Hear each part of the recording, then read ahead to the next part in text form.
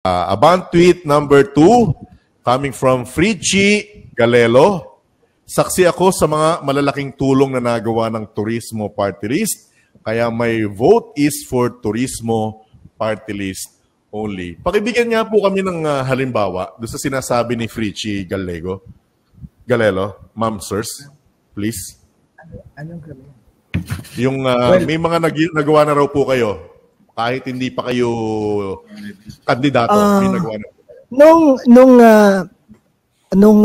Nung nagkaroon ng pandemic, yung unang ginawa agad namin, kasi ang dami nawalan ng trabaho dyan. So, nagpartner kami with TESDA.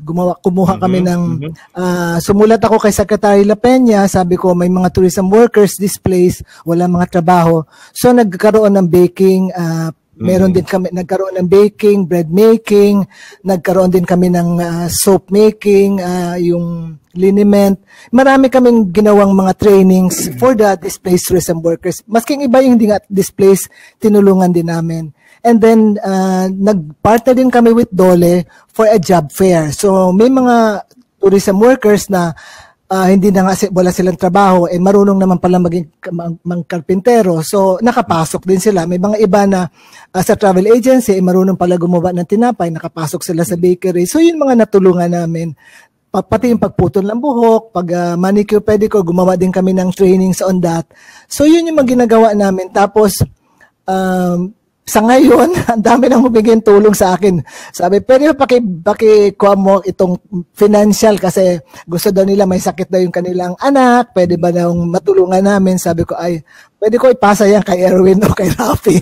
Sabi ko, kasi wala kami funds for that. Sabi ko, alam mo naman kami turismo.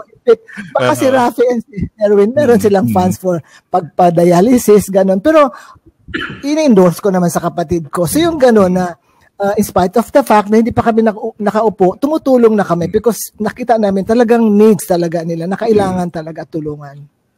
Alright.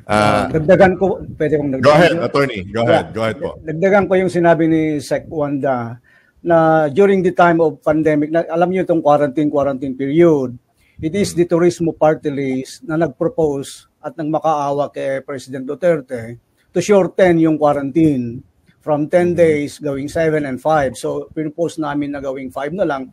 Kasi kawawa tong mga OFW natin at mga balikbayan na pumupunta rito at nauubos yung araw nila, bakasyon nila, kasama na po yung gastos dyan sa mga hotels and everything.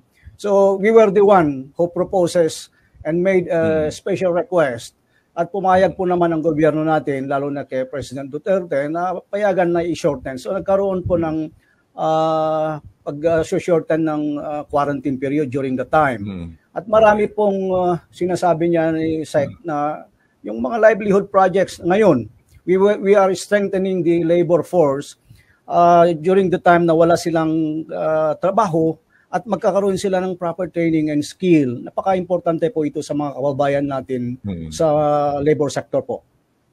Alright. Bago ka sumagot, Sir Edmund, kung may dagdag ka, isusunod ko lang tong tourism, Abang tweet number 3. Sabi kasi ni Mario Napisa, kumbaga sunod-sunod nyo na kasi nasasagot, anong ginawa ng party list na yan sa buong panahon ng pandemya? Lugmok ang mga taong sa turismo umaasa, pero niho wala. Asan sila ng panahong kailangan namin sila. Nakasagot si Ma'am Wanda, nakasagot si Attorney Marco. It's your turn, Sir Edmond. Nasaan daw kayo? Baka may gusto ka idagdag. Marami kaming natulungan. Kaso nga lang yung namin, yung aming may constraint kasi, so hindi rin namin kayang matulungan lahat. So medyo hati nga kami sa aming mga operations. Gustuhin man naming tulungan lahat, pero gaya ng sabi ni Sec Wanda, yung aming mga resources are so meager. So medyo kokonti lang po. So kung ano lang yung makakaya namin, binuhos naman lahat ng makakaya namin. Hanggat sa yung kayang lang talagang gawin namin. Alright. Can I add to that, John? Yes, ma'am. Go ahead po. Meron din kaming, there was a gathering na kasama yung mga farmers, lahat, maraming tao sa, I think it was in Caloocan. may nagtanong sa akin, sabi niya, "Ma'am, kayo mga party list, alam ko naman kayo eh. Andyan lang kayo pag during election time. Pag natapos ng election, di na kayo nakikita. Ibe sa kongreso, hindi kami pinaglalaban." So nag-isabi na siya, nag-cite na siya ng mga party list na ganon. Sabi ko, alam mo, sabi ko, sabi ko, wala kaming funds. Yung mga sinasabi nyo, nagbibigay ng pera, wala kaming funds. But ito'y ma-assure ko sa inyo, even before na wala pa kaming party list, tumutulong na kami. Sabi ko, so what more kung nakaupo na kami, pag nasa kongreso na kami, maasahan mo kami. Sabi ko, look, look at my brothers. Wala pa sila sa politiko and they're already helping. So mas lalo pa siguro kami. Pag nakaupo na kami sa kongreso, hindi namin kayo pababayaan. So sabi ko, bukas ang office ko for you to go there kung kailangan nyo ng tulong. But ito yung gagawain ko talaga. I promise you that. Kasi ayoko yung sasabihin ninyo naman, babalikan ninyo ako after election, sasabihin nyo, oh ma'am, andyan ka. Hindi mo kami tinulungan, nakaupo ka lang doon, wala kang ginagawa. So ayoko yung ganon. So sinabi ko, you know how I work when I was with the Department of Tourism. I work Monday to Saturday. So trabaho talaga sa akin. Ma'am, sana kinuha niyo po yung pangalan at saka cellphone number at saka ibinigay niyo yung inyong number para kung halimbawa may problema sa inyo, maite-text niya sa inyo na paalala, "Ma'am, Congresswoman, mukhang nakalimutan niyo yung pangako niyo sa amin dito sa Caloocan, ha?" Sinabi ko yan sa Kayla Jones. Sabi niya, "Ma'am, matutulungan ba ninyo ako kung let's say may sakit kami tapos kailangan ng pera?" So sabi ko, hindi naman kami maglalabas ako ng pera. Lalapit ako sa PAGCO, lalapit ako sa mga anong agencies kakailangan ng tulong.